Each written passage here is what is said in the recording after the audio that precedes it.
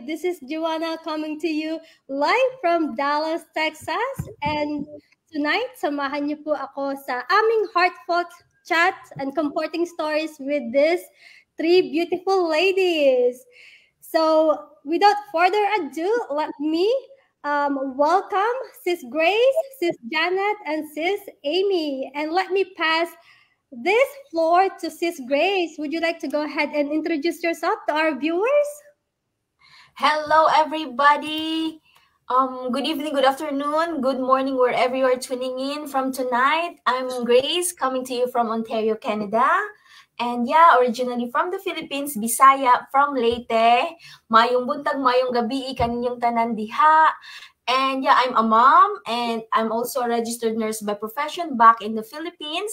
And I'm here in Ontario, Canada with my family, my husband. So yeah, I'm a digital business owner as well. Yeah, go ahead, Sis Janet, please introduce yourself. Good evening, everyone, from my end. This is Janet Go. I'm the owner behind this business page.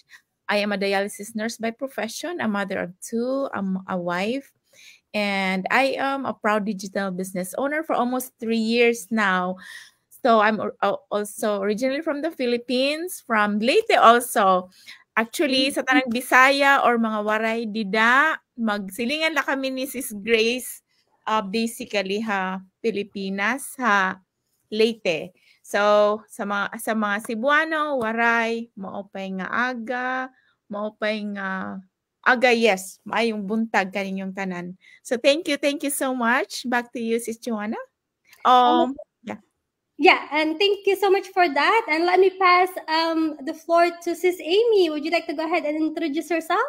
Yes, good evening. My name is Amy Barreto, and I am a wife and a mom of two toddler boys.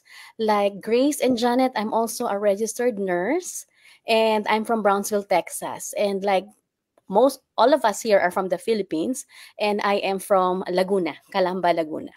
Okay, and back to you, Miss Joanna, Sis Joanna. Thank you so much. And of course, ang inyo pong host today, I'm originally from the Philippines din, no? And proud Filipino. I'm a hotelier by profession. I'm a breadwinner. And of course, I'm proud digital business owner. I've been in this business for almost 3 years now. And today, we will talk about what is one lesson from your childhood that continues to impact your decisions or behavior today? Because I believe na yung mga experience natin, lesson na natutunan natin nung tayong mga bata pa is very important. So, let me pass the floor to Sis Grace. Would you like to go ahead and answer that question? Of course, sis, gustong-gusto ko yung mga topic na ganyan, basta yung mga past about childhood kasi that shaped me who I am today. So yeah, one lesson from my childhood that still shapes my life today is, yung feeling ng nag-iisa ka, being alone. So growing up, yung nanay ko back in the Philippines had to work yung malayo sila sa amin. Yung nanay ko is working in Manila and kami nasa Leyte na iwan. So, I was the youngest of 4 and I was passed around from mga relatives, sa iba-ibang relatives, pinapasa-pasa kung sino yung available mag-take care sa amin. So, yeah, I'm always felt a deep sense of, loneliness, and I didn't have yung wala kang magulang around you to guide you, like to help me make decisions or just be there when I needed them. So, mahirap talaga siya, and that feeling stayed with me for a very long time. So, nung naging nanay na ako, pinramis ko talaga sa sarili ko that I wouldn't let my daughter feel the same way yung napagdaanan ko nung bata pa ako. And I wanted to be there for her, like to be present every single day. But like many moms naman, di ba, alam natin na we wanted also to help and provide for our family. And hindi siya madali. Hindi madali to balance both. And I was really afraid of making like the same choices what my mom had to make. yung working away and meeting out the little moments with her kids. So with my daughter. So that's when nakita ko itong digital business na it felt like an answer prayer for me, and this business gave me the chance to stay home with my daughter while I'm still earning an income, right? Kasi I stayed home for 4 years talaga. I've been in the business for more than 4 years. And yeah, and I didn't have to sacrifice time with my daughter. And I could work when it suited me kasi yung kagandahan sa business natin, right? We can work anytime, and especially for those who are busy moms, doable talaga siya. And it's hard to explain just how much that means to me growing up kasi without my mom around me, made me realize na how precious it is to be present for my child. And now, thanks to this business na I can give my daughter the life I always dreamed of, and a life where she knows na I'm always there for her, and I can take care of her and still support our family. And so that's the kind of freedom na ang business na naibibigay sa atin. So, ang masasabi ko lang for all the viewers, especially for those who are moms, who feels like torn between working and being there for their kids, gusto kong sabihin sa inyo, mga nanay, na merong paraan, there's a way. Just open your mind, like open your eyes for all these opportunities. So with our business, this has changed everything for me. And it can also do the same for you, right? Kasi hindi naman ako special hindi naman kami special dito. We're all the same.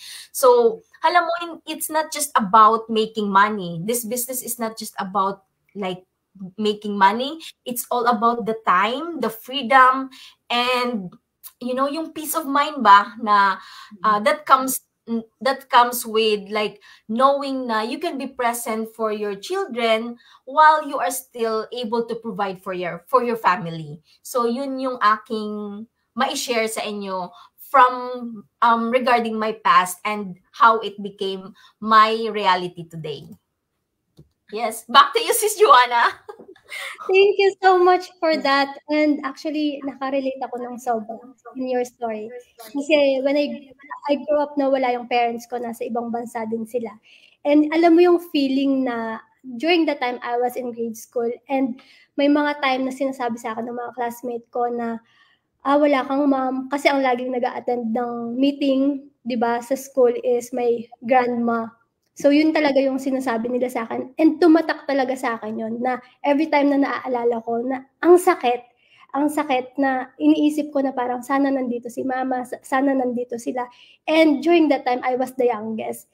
So, sinabi ko din sa sarili ko na that's one thing na ayokong maranasan sa magiging future family ko. I want to be present, like what you said, Sis Grace. And like what I said, I can really relate with your story kasi talagang yun din yung tumatak sa akin na sana nandito sila, 'di ba? Sana nandito yung mama ko nag-a-attend ng meeting. And again, I mean, like what you said, this business brought you the life that nawala ka noon, 'di ba? So ngayon kasama mo yung anak mo, yung family mo. And the good thing about this business is kahit na busy ka sa kanya, kasama mo siya sa school, nag-a-attend ka ng mga activities, is you have the business in the background, di ba? Medyo naging emotional ako about that. But thank you so much for sharing that story. And let me call on Sis Janet. What is your one lesson from your childhood that continue to impact your decisions or behavior today? Thank you, Sis Joanna, and Sis Grace, thank you for sharing. So yes, this is gonna be an emotional night, right? Because we are reminiscing our childhood years, right? So one lesson that I stuck with my childhood, right, is the importance of perseverance and resilience, really, because growing up, I grew up in a like traditional conservative and a strict parents, right? And growing up with that situation is very challenging. Okay, and then it's emphasizing our setbacks, our failure, right? I can always remember how hard it was, during childhood, compared to this generation, right? So with all that being said, it really encourages me to like tinitake natin ang risk, right? And then we learn from the mistakes, and then we learn to teach ourselves to like keep moving forward no matter what challenges it may be. We just have to like enjoy our journey, right? And then all the lessons that we learned during our childhood, lalo na yung mga naranasan natin, kasi 'di ba dati, I still remember na ang hirap ng gusto mo ng, like for example, like school supplies. Before, I remember I wanted like a coloring book, and it's so hard, especially as we were 7 siblings in our family. But right now, we try to provide everything for our kids, right? That's why, yan ang dream natin sa ating mga anak, 'di ba? Kaya ngayon we give what our children wants. So I'm so thankful for this business as well, that we can earn extra to support our income, so we can give what we want to provide for our children, right? So yan ang mga nare-remember ko dati sa na ang hirap. And then can you imagine, there's 7 of us in our family and I'm the second one. So iba talaga ang mga pinagdaanan natin before compared sa ngayon. So I've learned a lot. So with all this, I've learned na kahit ano pa man ang trials and challenges that we encounter, we don't have to give up. Keep pushing ourselves, get out of our comfort zone, right? And keep moving forward, because as long as we're not dead or we're not done in this world, and try to remember that we're born to succeed in this world. So I think that's all for me. So thank you so much. Thank you so much for that, Sis Janet. And how about you, Sis Amy? Go ahead and share with us what is the lesson from your childhood. Yes. Before I will share you the lesson that I got from my childhood is, unang-una, bigyan ko kayo ng background. I'm an only child and I grew up with relatives. So from a young age, istorya to ng buhay natin ng mga Pilipino. Ang mga tumutulong sa atin is yung mga kamag-anak natin. So like what Ate Grace said, napapasa-pasa tayo. But I am lucky to have the relative that I have, that all of them are trying to help me. But still, nung bata ako, natuto ako maging independent. Kailangan na sa sarili ko, ako ang mag-rely. So from a young age, I learned how to take charge, or may goal ako. Whatever happens, I keep on moving forward. Like for example, in college years, so hindi naman napaghandaan ng magulang ko yung pagka-college ko. So yung mga kamag-anak ko ang tumutulong-tulong. So I need to make sure that I'm focused kahit anong mangyari, kahit may death sa family. Kumbaga yung mga tumutulong sa akin, isa-isa silang nawawala, pero still I need to keep on moving forward. So yun ang natutunan ko when I was still young. So ngayon na malaki na ako, like isa na rin akong magulang, ang aking I joined this business kasi gusto ko pa rin maging independent. Napakaswerte ko, nagpapasalamat ako, maayos yung pangasawa ko, pero still I cannot depend on him. Gusto ko pa rin kahit ano mangyari sa kanya, mawala siya, maiwan ko siya, meron akong yung future ng mga anak ko is ready. So I need to make sure that everything is ready. Ayoko matutunan nila, ay maranasan nila yung naranasan ko, na nawawalan ng pamilya, na hindi ko alam kung paano na ako. So yun ang sa akin, ang maging independent ako at ma-secure ko ang future ng family ko, and mas spend ko yung time sa husband ko na tayo mga nurses, alam natin kung paano tayo mag-work. Yung time na ni-spend natin sa trabaho. Sometimes we stay longer at the hospital than staying at home. So yun ang kagandahan ng business na to. We can slow down with the hours that we're giving sa hospital, and we can spend time sa bahay doing this online business na kasama ang family natin. So yun ang natutunan ko from childhood. Yeah, thank you. Thank you so much for that. And that's what we have for tonight, guys. It's short and sweet. Ladies, thank you so much for sharing all the lessons na natutunan nyo in your childhood. And for those of you na kagaya ng sabi ni Amy, guys, you know, especially yung ang daming mga nasa ibang bansa, nasa abroad, kagaya namin mga Filipino din, I know how hard you work are.